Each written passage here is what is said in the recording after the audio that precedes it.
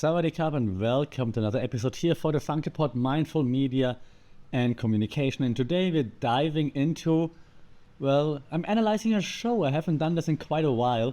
And I'm not just analyzing the show as to like what the show is, but actually also like how that show became a cultural icon, if you will, how that show became a mainstay, how that show became must see, must watch, must everything, and how a show on television and the internet combines, bridges, merges cultures, brings people together. I'm talking about the best show there is, there was, there ever will be inside the NBA. I'm very happy that I can talk about the show because this show for me is one of the best shows out there in sports, but also just in entertainment, life, if you will. It's a great show. And when it comes to sports and entertainment, if you try to juggle that, I think Inside the NBA is the gold standard. And right now, CBS, the Champions League coverage of CBS Sports, Golazzo Network but only the Champions League crew, to be honest. The others, not even sure if they know what soccer, oh my God, it's football people, how football works. But the Champions League crew is fantastic. Kate Abdo, Thierry Henry, Jimmy Gallagher, and Micah is okay too. But Inside the NBA is the gold standard when it comes to sports coverage / entertainment analysis, all those things combined. And yeah, so I think Inside the NBA is, and if you're a basketball fan, you probably know it. If you're not a basketball fan, stick around because it's not just about basketball. This show is about much, much more than just basketball. It's not just a show about basketball and analyzing NBA games. It's an evolution that needs to be started. How it started from, of course, an NBA show, and then morphed into this cultural phenomenon that it is by now. And one of the core features of Inside the NBA obviously is how it blends humor, analysis, and like real talk. Yeah, they have segments where there's some real talk in there, which is great, and it merges it all together, and it sets it apart from other sports programming. And while they reference other sports programming sometimes, and they are all friends or they at least know each other, Inside the NBA is completely different to First Take from Stephen A. Smith, for example. Completely different to like the more analytical part, like Tim Legler, for example. Completely different to what Kendrick Perkins is doing wherever he's on, or Richard Jefferson even, right? So it's very, very different, and it's hard to say, but what it is, it has something that people gravitate to. And if you're a fan, you know. If not, let me quickly explain what happened this past year. So Inside the NBA aired, but still airs on TNT. So TNT had the rights for certain NBA games. So then the Inside the NBA crew, which is Shaquille O'Neal, Charles Barkley, Kenny Smith as former basketball players, Ernie Johnson as the professional broadcaster. So they would then go on the air 2 or 3 times a week, analyze those games that TNT had secured. Okay, right now this was supposed to be the last year for TNT because the NBA sold the rights now to Amazon. Huge uproar in the old traditional media world, also in the new media world, in the internet. We want to keep Inside the NBA. How can you not keep the best show on television? So there was a huge uproar, people rallying behind Inside the NBA, people like you and me, but also lots of celebrities, lots of basketball players, former players. Everybody said Inside the NBA has to stay, not just because of the basketball coverage, but also because, and I'm speaking very fast because I'm so much into that, because I too supported it, also because of the cultural impact that Inside the NBA had and still has. And now this week, it came out that Inside the NBA will stay. Not in the form it was, or it has been around until now, but TNT will keep producing it, and it will air on ESPN, which also still has NBA rights as far as I understood, which is great. So the team can effectively stay together. Sorry, Charles, you can't retire just yet. So Um, Before I analyze it, right, and I just said in the intro that Inside the NBA was like one of the is more one of the more impactful, most impactful shows maybe even on TV, and it's not just because of the analysis, but also the real talk. So, for example, when some of the shootings, mass shootings, happened in the U.S., right, they talk about it. I remember one time that Charles actually walking off the air, Charles Barkley being like, I can't do a show like this right now with America being like that. And he walked off. And everybody was like, okay, we understand. We understand where you come from. You're making this point. Fair enough. So they're impacting society in terms of like making people talk about stuff. Not just basketball, about real stuff, which cannot be understated, especially in America. So that's just how big of a show, how big of an impact it has. And the show's been around since, and I had to look this up, since 1989. What? Pardon me. One of the segments is EJ's Nido Stat of the Night, and that's how the jingle goes. Ernie Johnson's Stat of the Night, and it's not sponsored by anyone. And then always Ernie Johnson says unsullied by sponsorship since, and Shaquille O'Neal goes 1989, and then he says thanks Dr. O'Neal. So since 1989 is Ernie Johnson around with Inside the NBA. Crazy. Charles Barkley, and I also again had to look this up, joined in 2000 when it then shifted, bringing like unscripted and I want to say also sometimes controversial takes to the show that boosted the popularity. So Charles Barkley with his outrageous ideas once in a while. Also some hilarious segments such as who he played for, where they make Charles Barkley guess who certain NBA players played for, and he barely ever gets it right. Then of course they have Kenny the Chet Smith, who's like more the analytical kind of guy, and then the most recent edition, which has also been years now since his retirement, Shaquille O'Neal. Shaq and Charles have great banter. They basically always disagree, and it's always hilarious. So it's a fantastic dynamic they have, and I hope it will last forever. So now let's start analyzing this whole thing, right? So one of the theories that we discussed 1,000 times on this podcast, the use and gratification theory, is just one of the go-to theories, when it comes to analyzing successful media, and it fits here perfectly, right? So viewers tune in not only for basketball insights. If it's only basketball insights, you could also watch, other analysts, right? They also tune in for comedy, relatable commentary, deeper insights, the arguments between Shaq, Kenny, Charles. Kenny has like this segment where he then turns around on his chair and sprints, runs. For those just listening, I'm only doing air quotes because Kenny, the Chet Smith, definitely not running anymore with those knees, but where he then limps to the board, to the video wall and explains something, which is also hilarious. So it's giving you, the audience, what you want. Do you want analysis? You get it. Do you want comedy? You get it. Do you want entertainment, insights? Whatever you're looking for, you get it. Use and gratification. Give the audience what they want.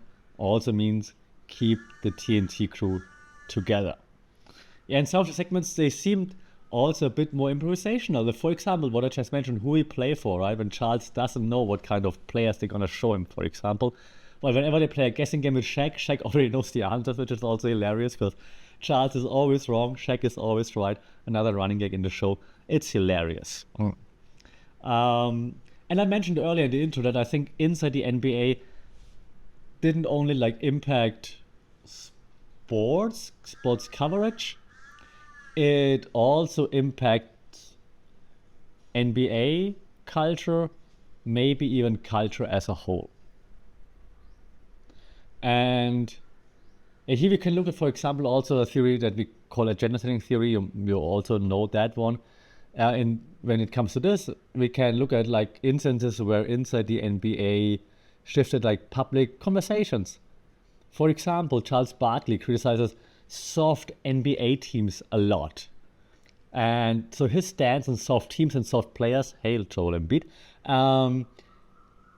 influences how those teams / those players are being viewed by the media and by fans. So then usually sound bites by Charles and Shaq are being picked up by other media outlets, being reposted, being added commentary added to them, and so on, so that those are being amplified, more people talk about it, and they kind of impact the way we think, or at least what we think about. And that's attendance setting theory, right? Not just what we think, but actually what we think about. Okay. Another example would be Kenny Smith. As I said earlier, he might not be the most famous of those three former players, but I mean, he's a champion and he's the analytic guy, right? So his analysis during playoff season very often goes viral for whatever reason that might be. But it very often also sparks just some more debates, maybe even between like analysts, fans, social media, and the like, right? Or the All-Star Weekend, right? The show influenced the All-Star Weekend through segments just like the dunk contest analysis, for example. Yeah, where they did not hold back the last few years on analyzing the All-Star Weekend itself and criticizing the All-Star Weekend itself, and also analyzing and criticizing the dunk contest. When Shaq keeps on mentioning like that he hasn't seen anything like back in the day when Vince Carter was dunking, for example. I mean, exactly why not with standing, of course. It adds layers of commentary that resonate in post-game discussions, which then again leads to us talking about it at gender setting theory.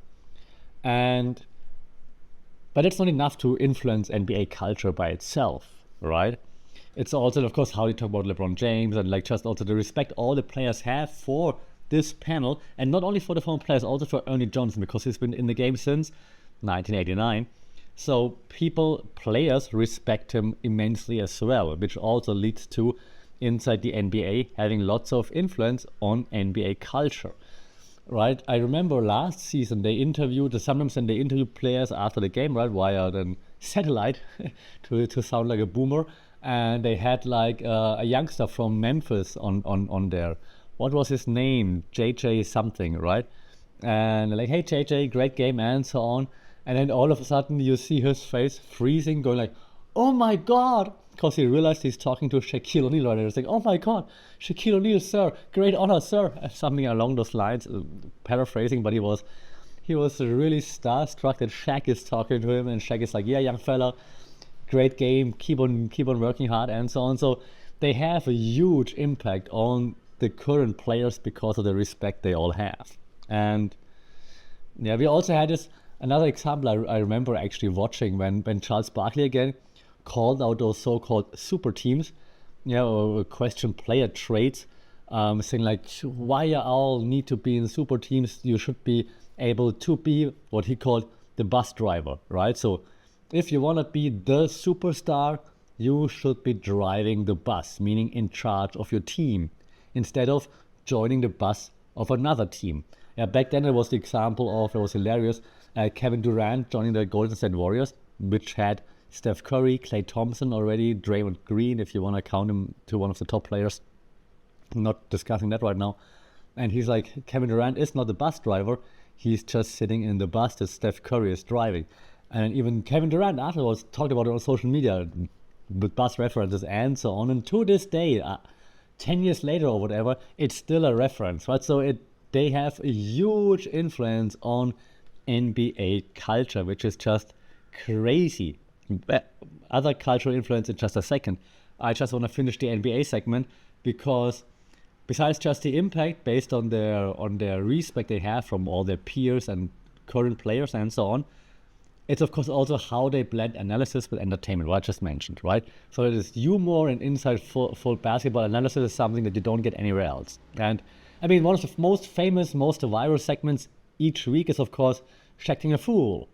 It's Shaqting a Fool. It's Shaqting a Fool, right? Where Kenny does the voiceover, but Shaq presents the 4 most, do I say stupid on a podcast? Stupid/dumb plays of the week, right? Where they highlight funny player mistakes, which just humanizes players, which is great, and it entertains fans, right? So this is amazing. And then when teams, for example, it happens probably once every 2 or 3 weeks, when then teams have like a bad run and lose balls and so on. And then Shaq goes like, Kenny, cue the music, and Kenny goes like, it's amazing. It's just this great chemistry that they all have together, which then makes us fans laugh even more. It's fantastic. Or what I just said earlier, like when Kenny runs, in quotation marks, runs to the big board for like a breakdown of the plays, and then sometimes, of course, the other guys try to outsprint him. And a few years ago, it's still in the highlights, right? Shaq goes up to also outsprint Kenny to the board, and Kenny pushes him into the Christmas tree. And Shaq stumbles and falls into the Christmas tree. Amazing. And it's awesome. And all of this, you can actually also analyze through the lens, just so to I also do my job as a uni professor, through the lens of the cultivation theory. Yeah, fans who regularly watch it, so like me, we develop a perception of the NBA that intertwines like on-court performance with the off-court personalities that you see on the show, for example, that Shaq, Charles, and so on talk about, right? And when they talk about LeBron, we listen. We're like, oh, that's how LeBron actually is. Oh, okay, interesting. And that's kind of cool. All right, so that's just one of the other strengths that inside the NBA possesses, in my opinion. But now, I think I also want to talk a little bit about last, let's say, 10 minutes or so, about how inside the NBA doesn't only affect the NBA or basketball, but also culture and pop culture as a whole. And I suggest a theory that fits in here, which we call media convergence theory. Didn't talk about this too much on the podcast yet, so time to listen. So this just shows how, in this case, inside the NBA is just crossing over to other forms of media and creates content on other platforms, on other channels that are not just the TNT TV/YouTube channel. For example, I explain as we move on, right? So one of the segments they have inside the NBA is called Gone Fishing during the playoffs, okay? During the playoffs, when a team gets eliminated, they send them fishing, okay? And then they have like, usually they have Photoshop pictures where they have like a animated Photoshopped sea, Cancun usually, or like last year it was like that place in the US that they talked about. I forgot the name. Sorry, not American. Not sorry. And then they have like a yacht there, and then the fellas sitting in the studio with like fishing hats and fishing rods in their hands, and they have like edited pictures of the team that's just got eliminated in a very funny way behind them. It's hilarious, and usually the celebrities that support said team are also photoshopped in. It's fantastic, right? And that becomes then like meme material that's shared across different media channels. Those celebrities, singers, politicians, and so on share it, comment on it. It's a very, very, very funny way to combine not just the NBA and basketball, but also pop culture and bring it all together. Or Charles Barkley again, right here, you might see that he's my favorite on the panel just because he doesn't have a filter. It seems like he doesn't have a filter. And he made a statement once. He said like, I'm not a role model. Yeah, that's what he said from his playing days.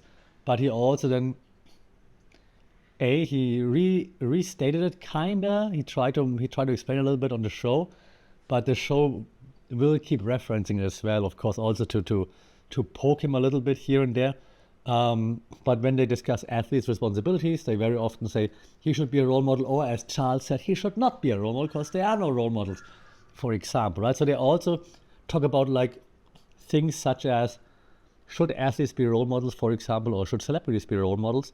And with their strong stances on those topics, they then start further discussions within society, which I think, again, is very, very interesting. And while I say this, I also think that the framing theory that we discussed on the pod earlier a few times could also actually influence it a little bit. So, because of course, the crew frames certain players in certain lights, right? They celebrate underdogs, for example, calling out star players. Joel Embiid right now, deservedly so probably. Shaq's hatred, allegedly, for Dwight Howard and other centers who don't perform the way he thinks they should be performing, and so on. And that all shapes public narratives, of course, right? So inside the NBA is definitely a source that impacts public narratives regarding teams and players, officials, whatnot. And that leads me to then how those four guys all work together. Yeah, and the theory that I wanna introduce here is called reception theory. It's a very common theory in media studies. I don't think we had it here that often yet. The reception theory basically shows us how different, in this case, different segments relate to different hosts. Okay, so maybe Charles Barkley is the outspoken, the fearless guy, no filter. Shaq is the more comedic one and the larger life presence, like, I'm Shaquille O'Neal, are you not entertained? Are you? He's the one that gets the audience going. Kenny is like the analyst of those four at least, and Ernie, of course, the goat amongst all the broadcasters. He's the super mega respected anchor, the elevator Ernie Johnson, how they call him, that nobody can hold a candle to. No one would say something bad about Ernie Johnson, of course, right? So example here would then again be I want to say, and I explain even the camaraderie between Shaq and Chuck during like super playful arguments, like those inside jokes that they have. Shaq's constant reminders of his like 1, 2, 3, 4, 5 championship rings, while Charles Barkley has no championship rings, of course. So Shaq was like, call me when you got some rings and so on. It's kind of funny / annoying. But we also have the social learning theory that applies here, because as a viewer, we mimic, of course, the host's direct approach in their discussion with friends, social media, and so on. And we also mimic, mimicking, it might be a strong word, but are influenced by their takes and maybe reiterate those takes. Well, maybe our thoughts are influenced by their takes, and then their takes become our takes, if you get what I mean. Also, sometimes they have like hilarious BTS moments, like behind the scenes, like you can see in Inside the NBA After Dark episodes, for example, to show like their off-screen relationships when they're playing golf together. Ernie and Chuck, for example, do this a lot, which is just, again, adding to how we perceive them. We're like, oh, they're friends for real. Like, this is so cool. They actually mean what they say. They're not just acting it out in front of the camera. They're not just meeting there for those 2 hours or how many hours that might be for a game. They're actually real friends spending real time together, and what they do there is based on their real life. Yeah, that's pretty interesting. Okay, last part is letting go, not taking part. No, that's the hardest part, not the last part. But the last part, I want to mention is also just that the show itself, and it's, I think, one of the most impressive things to me, doesn't shy away from taking a political stance or social stance. And it's not that they talk about like the presidential election or something. They know that that's nothing they should get involved in. But they do critically analyze certain happenings. And that's a theory we call critical discourse analysis, which means you look at like deeper meanings behind, for example, political and social statements. For example, while they didn't talk much about the election, usually Ernie Johnson actually had a kind of emotional response in 2016, where he discussed importance of hope and respect, and kind of like set the tone for Inside the NBA being a show where you can discuss serious topics as well as NBA related topics. Okay?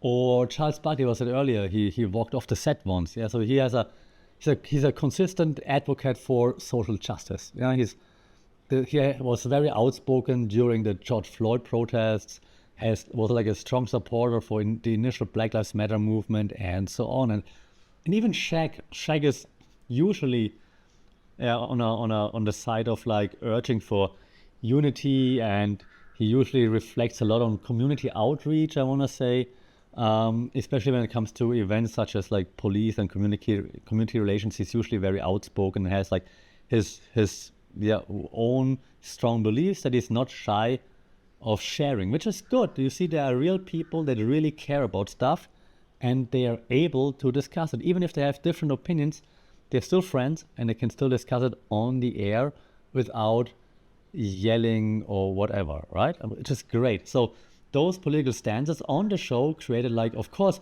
mixed responses from the audience. Some then praising the show, like me, for being authentic, others criticizing it for mixing sports with politics because shut up and dribble. And I'm very glad that Inside the NBA doesn't just shut up. This is, I think, very important, that they're not taking necessarily like, standards. They don't tell you vote this, vote that. They're just telling you think about it. and that's a good thing in my book. Now, I have just a few thoughts while we're wrapping this up. I do worry a little bit about like the future for inside the NBA with the broadcasting rights. I mean, for this season, it seems to be like now secured, or the next season, but what's going to happen afterwards, right? Who's going to get the deals, the broadcasting rights, the rights to inside the NBA, and so on. Let's see. How long are the guys going to be able to do it? Ernie is not the youngest anymore. Neither is Shaq. So yeah, how long can we keep the guys around, and who's going to fill their shoes? Because to be honest, those other crews that discuss the NBA, while they are all like good at analyzing stuff, kinda, because they're mostly former players, they're not great with the chemistry, the entertainment part, and so on. I haven't actually seen the other inside crew yet. Are they still around? I don't even know. With Adam Lefko and stuff, like the B team from last season, I haven't seen them. I don't know. So yeah, that's tough. So what's next is the question, right? Also, Charles Barkley has been contemplating retirement like ever since I remember tuning into Inside the NBA. So let's hope that now that the rights are secured for at least one more season, let's hope Chuck is gonna stick around. Chuck, don't retire. We need you. Okay, we need you. On a personal level, while I wrap it up here, I think it's a great model. Inside the NBA is a great model for modern media, like how you can blend journalistic integrity into, that's a difficult word for German, integrity, entertainment, and even social commentary. You can blend it all together. They have a very candid format, and I think it could be a case study for changing the landscape of traditional media, but also how to get new media involved, because none of them is like a TikTok star or anything, right? But the inside crew is great on clipping content, of course, and this clipped content will appear on YouTube. It will appear like on House of Highlights, on Inside the NBA channel. It's on Bleacher Report, on Instagram and whatnot. So they're great at also doing utilizing transmedia storytelling techniques to actually get different platforms involved, different audiences from different platforms. It's really, really well done. So I think that it's a really good case to study, to see, hey, we have something that started on traditional media, traditional television, and it's transforming to something more while still being on TV too. It's great. It doesn't need to be one thing or the other, which is amazing. And the audience engagement is through the roof because everybody loves Inside the NBA, or at least has an opinion on it. So the lessons for media professionals, in my opinion, are looking into like how to blend insights with relatability and humor. If you can mix all those things together, then the audience is going to listen to you. So that's why I think that Inside the NBA is like one of the most important shows on TV that shows us so many things in regards to how to do it, but also like how to impact, how to not hold back, how to be yourself, how to have a personality, and how to not be afraid of that, right? So I think that's a big learning that other outlets also should take into consideration. What we see right now is that, of course, mostly news shows are either on the way or on the side of being outlandish, just for the fact of being outlandish, or just for being outlandish, like the Logan and Jake Paul thing that they all started 10 years ago or whatever. Now everybody's on it. Or you're trying to play it super safe, not offending anyone, not talking about anything serious, just in case someone would be offended. So this, of course, is also annoying. So both extremes are annoying. We gotta take away from Inside the NBA. Just be authentic, be yourself. Don't fall into one of those extremes. And if you are confident in being yourself, the audience will relate to you. No. Even if you're hating on women from San Antonio, like Charles Barkley. All right. Hey, so I think that's enough of me fanboying over Inside the NBA, but I was really happy when I heard that they will stick around for I think at least one more season. I don't know for how many seasons they signed the deal, but it's great news. Now let me know what you think. Do you agree Inside the NBA better than CBS Sports Golazo or Champions League Crew? Do you think the Champions League Crew is better? Do you think there's another show that's better than Inside the NBA? What are your feelings about Inside the NBA? Are you team Chuck, team Shaq, team Kenny, or team... we all are team Ernie, of course, but are you team Shaq or team Shaq or Team Chuck. That's been 30 minutes of me fanboying over inside the NBA. That's enough right now. Let me know what you think. In the comments, like, share, subscribe. You know the drill. Ideally, you also leave a review. That helps the podcast immensely. Thank you so much for this already. Until then, stay safe. Take care. Play D. We talk soon. Fanatic.